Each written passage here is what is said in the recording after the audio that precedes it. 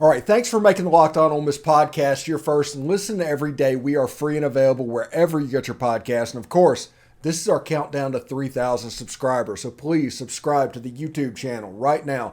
Get us up to 3,000 before the Texas Bowl, and we will have a pregame live stream. That will be our gift to you, a pregame live stream. Now, I'm here with Tim Thomas. We're talking basketball with Tim, and that was a rough start to that Memphis game, Tim.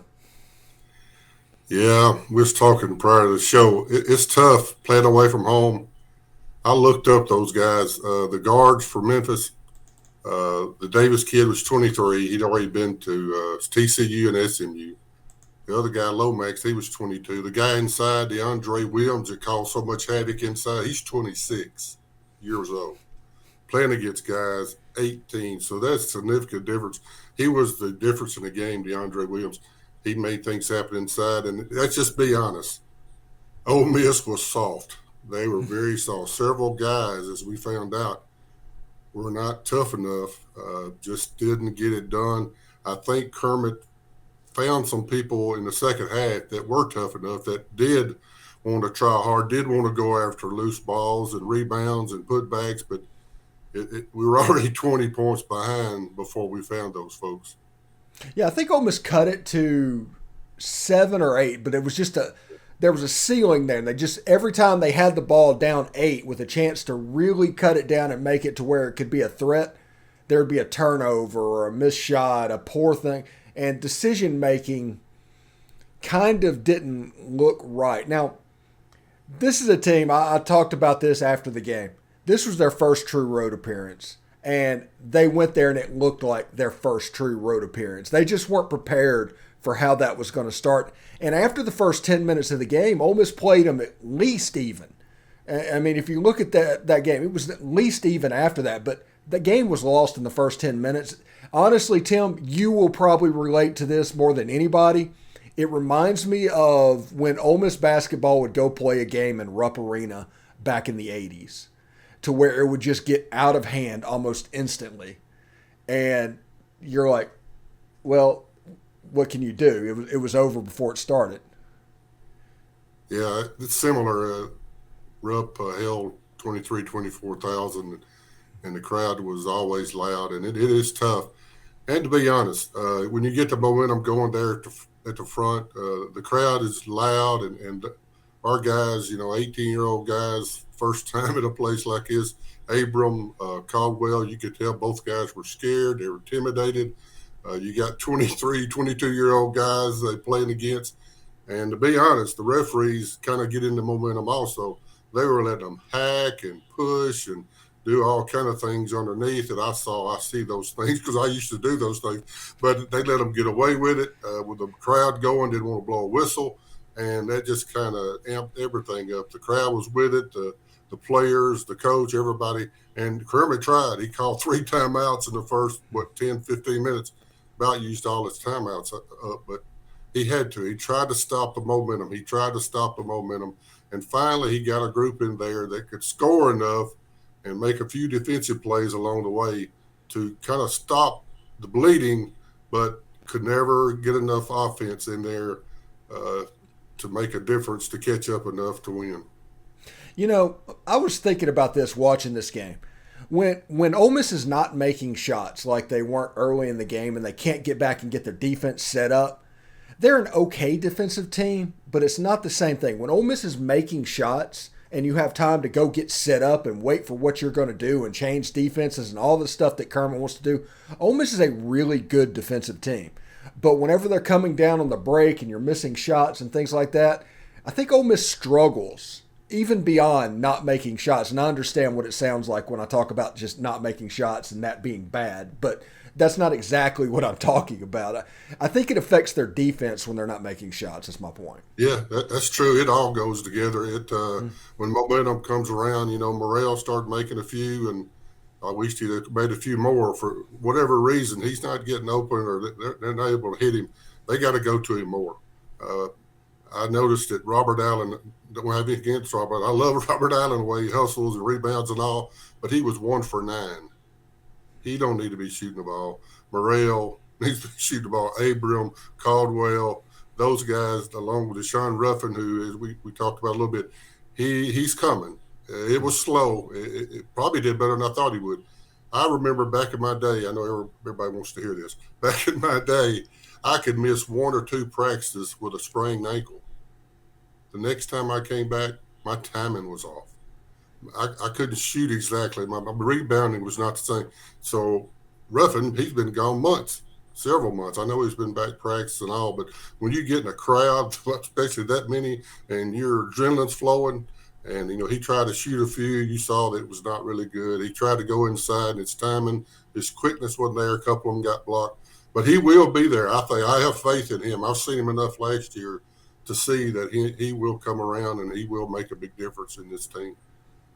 Now, it was great getting Ruffin back. I'm not anything about that. But do you have concerns about Ruffin coming back and almost a change of the way they're playing? Because with Abram, the team looked a little bit different up front.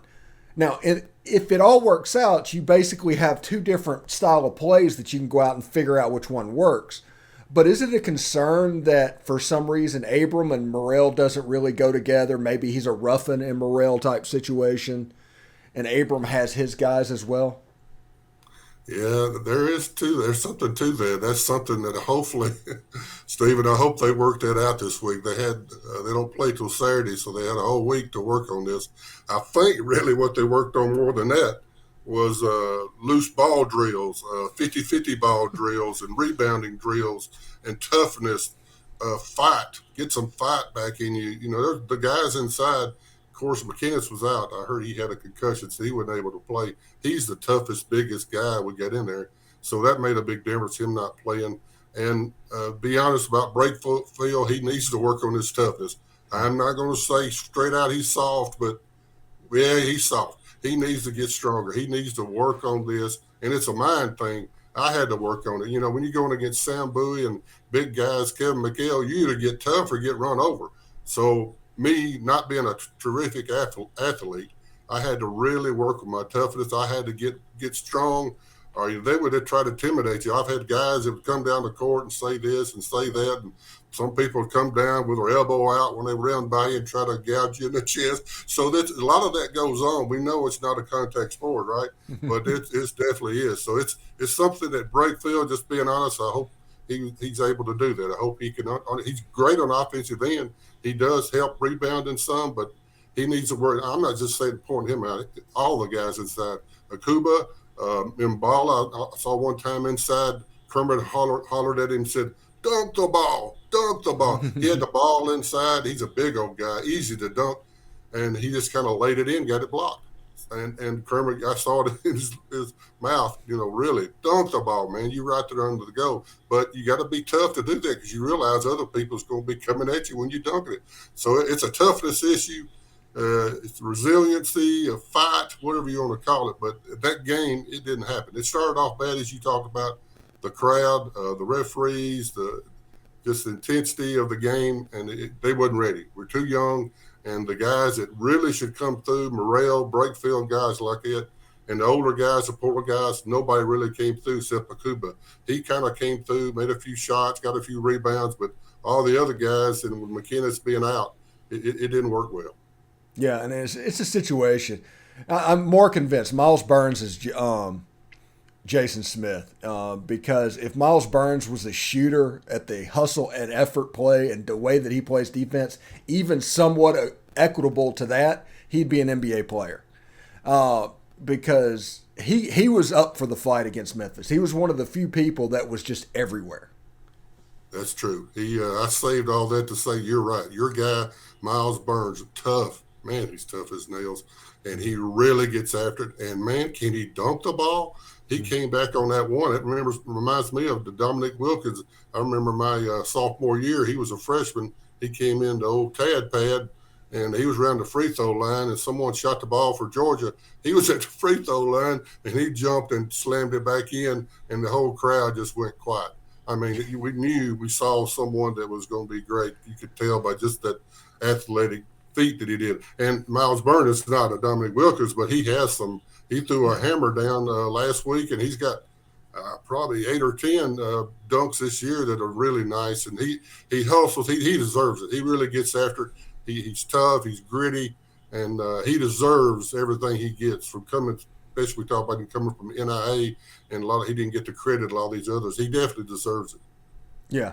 And before we move on and talk a little bit just about Valpo, this is important, this Memphis game and the way it started out, because they're about to get into SEC play. And Tennessee is going to come in and be that physical. They're going to be that team that they just saw in the FedEx Forum. And you need to be prepared for that to walk into it, or the same thing is going to happen, in my opinion. Yeah, Tennessee's really good. It's going to be an eye-opener. I'm hoping, thinking, praying this week that Kermit, they had some really good practices and they got a new mindset. We'll see when they play Valpo Saturday. We'll see it. I think it's 2 o'clock on the SEC Network. And then they play, I think it's UCF, Temple, then the UNA. So there's several formidable teams there that give them a run for the money. They could easily lose one of those if they don't play well. But I'm hoping, hopefully this week, he got him a line. I hope McInnes is back. He's got to get him a tough-minded, gritty lineup that can play at home, which is easy to do. That's not a problem there. But when you go away, you got to feed off the crowd in the opposite way. You got to be tougher and meaner, and you can't take all this stuff, all the hacking. I saw Lomax, the guy from Memphis. He was hacking and slapping Abram and some of them guys, and they didn't call anything. And underneath the Andre, he that Williams guy, he was pushing. I know about that. He one time or 2 times he got caught, but he was pushing, and I think he had 17 points, 14 rebounds, and 7 assists. So Williams nearly had a triple-double. But a lot of that was during the momentum time. Later on, like we said, Ole Miss came around. I was glad to see that. I'm glad we didn't give up. I was glad to see that. And the SEC coming, like you said, Tennessee, those guys are well-rounded. They hit the transfer portal. They got guys that are tough, and it's going to be hard for us. But I believe if we can really get tough on these next 4 games, and then I think we'll do well. Yeah, and Kermit Davis scheduling Valparaiso. I mean, he has to know there's scar tissue there, right? Yeah. Yeah, that was 98, I believe, if I remember right. Yeah. Bryce Drew hit the shot at the end that beat us. And I think it's the first round of the tournament. Like they went on and played in the Sweet 16. But that was a huge game in Ole Miss history, going to NCAA and being ahead. And then he comes down. They had a pass, and they passed to Bryce Drew, and he made that shot. It's still – they show it about every year on the preliminary NCAA dance videos, and it's kind of hard to see every year. But they had a good team that year, and they'll have a good team this year. I saw where they were 3-6. I think they recently got beat by Murray State and Belmont, so they're that type of team. That the MVP is it the Missouri? Yeah, MVC, Missouri Valley Conference. I'm sorry. They got several guys. They got that one guy inside. I saw Cricky, I think's his name. He had 31 and like 8 or 10 rebounds. So they got guys that can play. Probably not as many as we do, but they're going to give us a game. So hopefully this week we're practicing the new mindset that we'll do well. Yeah, they need to start tuning up and getting ready for SEC play, because you're probably, 3 weeks away from that Tennessee game. 3 weeks from yesterday, in fact, because I think it's the 28th that it starts. That's the same day that Ole Miss is in the Texas Bowl as well. So that is also my anniversary, so that is going to be a big day. Yeah. It's hard to say. We don't know. We'll have to wait and see how this goes. But I followed Kermit enough and know him from the Middle Tennessee days. He knows what he needs to do now. That he's got the guys here. They are actually here. You saw the guys. They're capable. We saw them in the tournament that they're capable of scoring. They're capable of being tough and gritty. But against Memphis, the first 10, 15 minutes, it didn't happen. And he tried and finally got them settled down. And hopefully he's got maybe 6 or 8 guys that can really put it together, and we can handle the SEC. If they don't come forward, though, if they don't get tough, some of these guys don't step up, it's going to be a long year. Absolutely. Tim Thomas, thank you. Thanks for making the Locked On Ole Miss podcast your first listen today. For your second listen today, check out Locked On Sports Today From the games that matter the most to the biggest stories in sports, go beyond the scoreboard and behind the scenes with local experts and insights only Locked On can provide. It's Locked On Sports Today. It's available on this app, YouTube, and wherever you get your podcast. Tim, thank you very much for stopping by. Look forward to doing it again next week. Hopefully we were talking about some good stuff after the Valpo game and after maybe the UCF game. And maybe there'll be like some growth moving forward, man. Yeah, I believe so. I really believe so. Let's support them the best we can, and I believe Kermit will have these kids ready. Yeah, absolutely. Thanks, Tim. Hotty toddy. Hotty toddy.